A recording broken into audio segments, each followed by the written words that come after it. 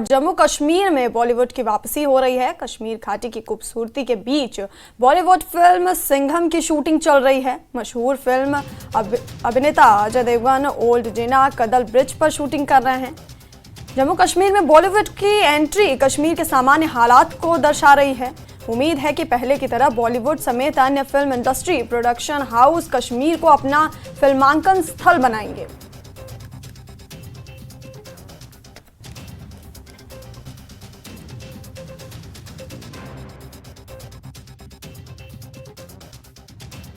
पिछले 2 साल की अगर हम बात करें तो 300 से ज्यादा फिल्म्स यहाँ शूट हो चुकी हैं कश्मीर में। इस वक्त अपने विजय जहांगीर से कहूँगा पैन करके आपको दिखाएं।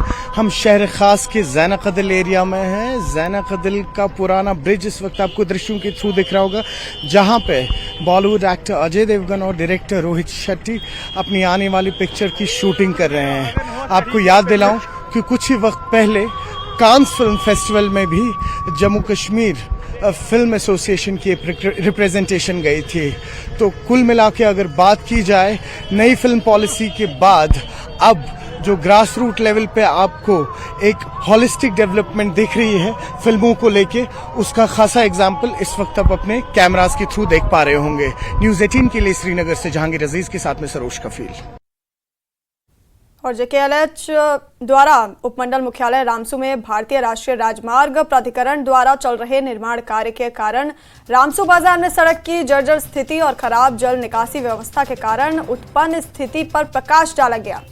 मामले की गंभीरता को समझते हुए उपमंडल प्रशासन ने भारतीय राष्ट्रीय राजमार्ग प्राधिकरण के अधिकारियों और निर्माण कंपनियों के अधिकारियों के साथ एक विस्तृत बैठक बुलाई। बैठक में रामसू बाजार में धूल की समस्या के स्थायी समाधान पर चर्चा के बाद रामसू बाजार में पानी का छिड़काव शुरू कर दिया गया। इस कदम से लोगों ने राहत की सांस ली है।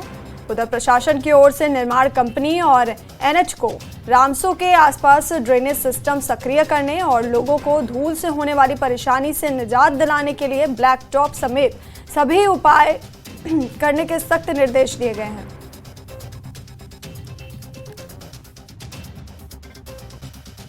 रिटर्न में लिख के लिया तो एचएम साहब भी थे, सिद्धर साहब भी थे और अंकित भी थे, शायद एनएचआई के थे वो, और सिग्नल वालों का भी एक बंदा था।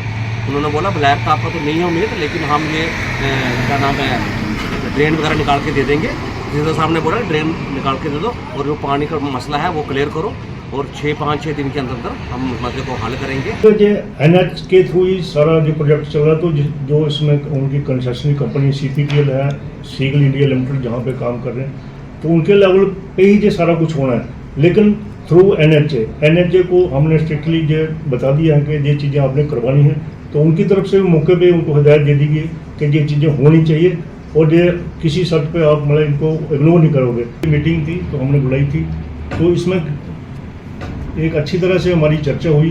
जो भी सोल्यूशन हमें चाहिए था, परमानेंट टेम्परेरी जो भी चीज़ें थी वो हमने विस्तार से बात की।